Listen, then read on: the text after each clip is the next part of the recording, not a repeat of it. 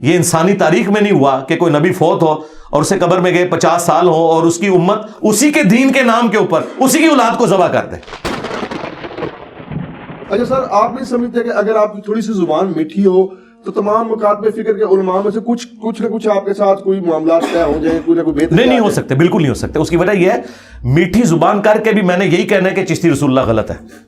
چلے میں کہہ دیتا ہوں بھائیو، چشتی رسول اللہ کو نہ مانو، اشعری رسول اللہ کا دفاع نہ کرو، قیامت والے دن تمہیں عذاب دیا جائے گا۔ دیکھیں میں نے میٹھے بن کے کہا چلو منوا لو۔ اچھا آپ ایک بات کہتے ہیں جی، اس پلیٹ فارم سے یہ بات ہوئی، یہ پلیٹ فارم ادھر سے میں نے ڈنکے کی چوٹ پہ یہ بات کی، یہ پلیٹ فارم ہے جو قرآن و حدیث پہ کھڑا ہے، غدیر ہم پہ کھڑا ہے۔ الحمدللہ میں کیسے یہ مان لوں کہ 3.25 ارب مسلمانوں میں سے جیلم کا ایک انجینئر ہے وہی حق ہے؟ نہیں، میں باقی لوگوں کو کون سا کافر کہہ رہا ہوں، میں تو صرف یہ کہہ رہا ہوں کہ اس پلیٹ فارم سے قرآن کی توحید بیان ہو رہی ہے، تو اس کو غلط ثابت کرنے کے لیے آپ یہ بتائیں کہ قرآن میں یہ نہیں لکھا ہوا جو تم بیان کر رہے ہو، یعنی آپ بتائیں کہ قرآن میں نہیں لکھا ہوا اَمَّن یُجِیبُ الْمُضْطَرَّ اِذَا دَعَا، شیعہ کے صبح شام کے اذکار میں یہ دعا ہے، قرآن میں لکھی ہوئی ہے سورۃ النمل آیت نمبر 62۔ بھلا بتاؤ تو کون سی ہستی ہے کہ وہ اضطراب میں گھرے ہوئے شخص کی فریاد کو سنتا ہے اور اس سے اس کی تکلیف کو دور کر دیتا ہے اور تمہیں تمہارے ماں باپ کے بعد دنیا پہ خلیفہ کرتا ہے؟ کیا اللہ کے ساتھ بھی اور کوئی الہ ہے؟ الہ مع اللہ؟ وہاں تو ہونا چاہیے تھا کہ بھئی ہم تو مستقل بذات کے بغیر مانے ہوئے ہیں اور ہم جو ہے وہ عطائی مانے ہوئے ہیں۔ اللہ تعالیٰ کہہ رہا ہے کہ میرے ساتھ تو کوئی اور الہ ہے ہی نہیں جس سے تمہاری مشکل کو دور کر سکے، تم نے مانگنا مجھ سے۔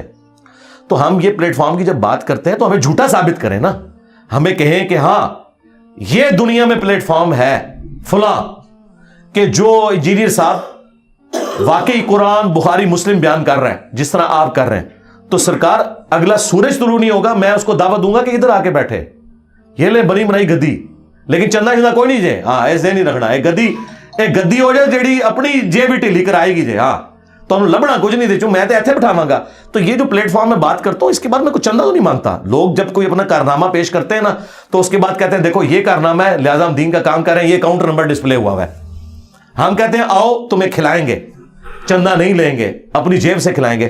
تو ہم اس سسٹم کے بینیفیشری کوئی نہیں ہے، کہہ رہے اس لیے کہ دکھائیں اہل بیت کا دفاع کس نے کیا ہے۔ جو لوگ یزید کو رحمت اللہ علیہ کہیں، ٹھیک ہے، اعلیٰ حضرت کی جرت نہیں ہوئی ہے، انہوں نے کہا کہ میں یزید کے بارے میں خاموشی اختیار کروں گا کیونکہ امام حنیفہ خاموش تھے، ٹھیک ہے، تو اعلیٰ حضرت کے ماننے والے یزید کو گالیاں کیوں نکال رہے ہیں؟ وہ کہتے ہیں وہ اس لیے نکال رہے ہیں کہ اعلیٰ حضرت نے کہا تھا کہ اگر یزید کو کوئی برا کہے گا ہم اسے روکیں گے نہیں، خود کہیں گے نہیں۔ تے دسو نا کہ اعلیٰ حضرت جڑا انہی ہی برا کہندے، تسی اعلیٰ حضرت دے مسلک تے پھر نہیں ہو، اعلیٰ حضرت کا تو مسلک ہے خاموشی، ٹھیک ہے، تو پھر غدیر خون پہ اعلیٰ حضرت تو نہیں کھڑے، ہم کھڑے ہیں، کیونکہ مسلم شریف میں حدیث ہے میں تمہیں اللہ کا خوف دلاتا ہوں اپنے اہل البیت کے معاملے میں۔ اس زمانے میں خوف یہ تھا کہ آپ اہل البیت کا ساتھ دیتے، اور آج یہ ہے کہ اہل البیت کے دشمنوں کو آپ ننگا کریں، یہ تو آپ کی جرت نہیں ہے، ٹھیک ہے۔ شیخ احمد سرندی وہ بھی دیکھ لیں، وہ یزید کے والد کا دفاع کرتے ہیں، جھوٹا دفاع کرتے ہیں۔ امام غزالی وہ یزید کا جھوٹا دفاع کرتے ہیں۔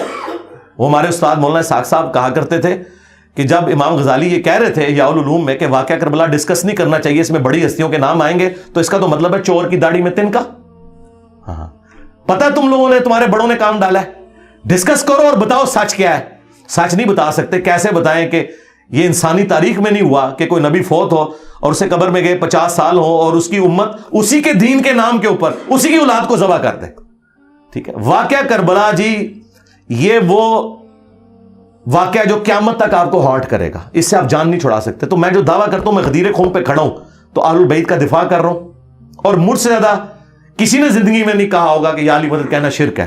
علی کا اتنا بڑا شیعہ ہو کے ہر لیکچر میں کہے کہ یا علی مدد شیعہ ہے، تو پھر میں ڈنکے کی چوٹ پہ کہتا ہوں کہ علی ولی توحید بھی ہمارے اندر ہے اور اہل البیت کا دفاع بھی ہمارے اندر ہے۔ اس طرح کا کہیں ہے تو ہمیں دکھائیں، ہم اپنی سیٹ پہ بٹھائیں گے۔ لوگ اہل البیت کا دفاع بھی کرتے ہیں تو صحابہ کرام پہ لعنت شروع کر دیتے ہیں، اس ایکسٹریم کو نکل جاتے ہیں۔